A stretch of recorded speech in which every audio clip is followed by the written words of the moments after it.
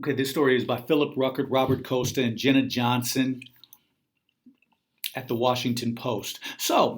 Here's a change.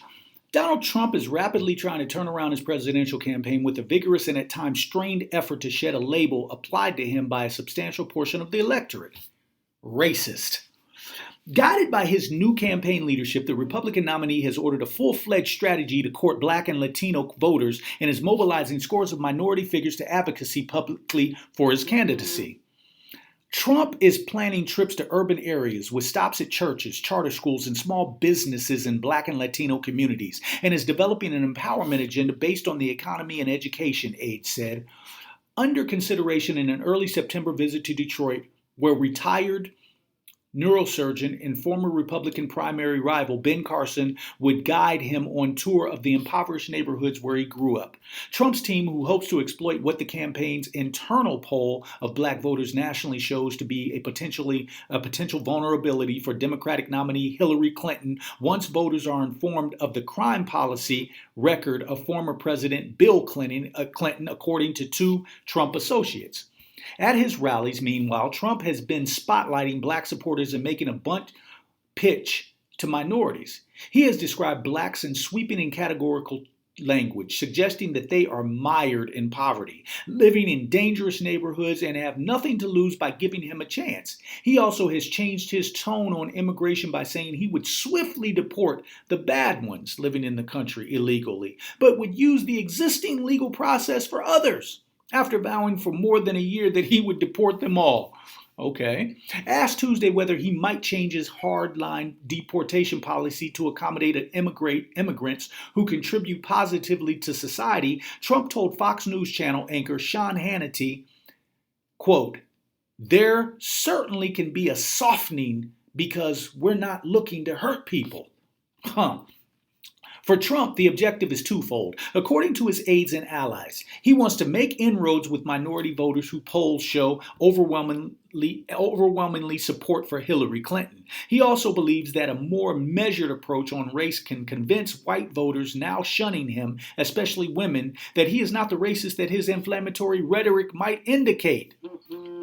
What you're seeing here is the real Donald Trump, somebody who wants to make sure that his record of inclusion, his views on keeping all Americans safe, on improving the economy of all Americans comes across, said Jason Miller, Trump's senior communications advisor. It's very much something that he believes in personally, and he wants to make sure that folks realize he will be an inclusive president for all Americans. The challenge for Trump is daunting. 65% of all American adults believe the word racist applies to Trump at least slightly well, and 35% say it applies very well, according to an Associated Press GFK Knowledge Networks poll in July. A Washington Post ABC News poll this month found that 56% of registered voters believe Trump is biased against women and minorities. Clinton led Trump by 91% to 3% among blacks and 70% to 25% among Hispanics in an average of July and August post-ABC polls. After 15 months of denigrating every non-white minority in sight, it's hard to believe that he can actually do significantly better among non-whites, Republican pollster Whit Ayers said, but he may be able to soften his image a bit with some Republican and maybe a few independent whites who have been put off by his harshness thus far. Trump made an overture to black voters early last week in Wisconsin and repeated it at subsequent rallies in North Carolina, Michigan, Virginia, and Ohio. The crowds at each event were overwhelmingly white, however. On Monday night at a rally in Akron, Ohio, Trump described the minority experience as poverty, rejection, horrible education, no housing, no homes, no ownership, crime at levels that nobody has seen. You can go to war zones in countries that we are fighting, and it's safer than living in some of our own inner cities that are run by the Democrats. Look, he added, it is a disaster the way African Americans are living, in many cases, and in many cases the way Hispanics are living. And I say it with such a deep felt feeling. What do you have to lose?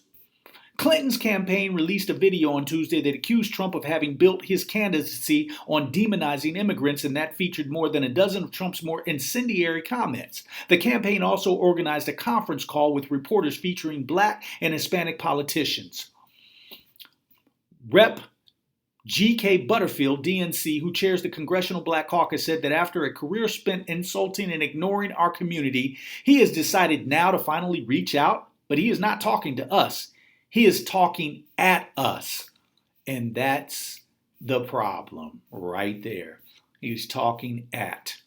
And so, but that image changed once Trump became a political figure in 2011 by making himself the face of the birther movement, which sought to delegitimize President Obama by questioning his birth in Hawaii.